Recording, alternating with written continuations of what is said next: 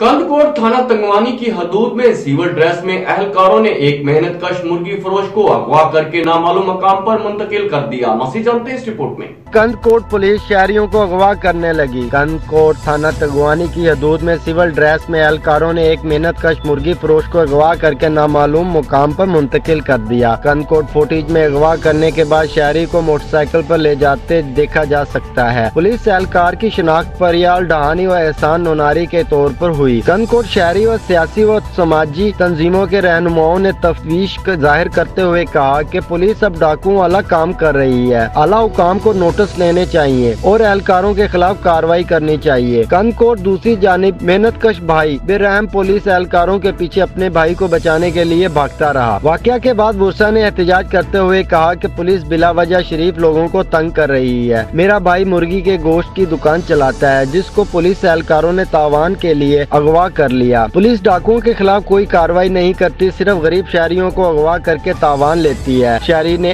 इल्जाम लगाया कि चोरी और डकैती अगवा बराए तावान पुलिस खुद ही कर रही है। डाकुओं का सिर्फ नाम ही बदनाम है।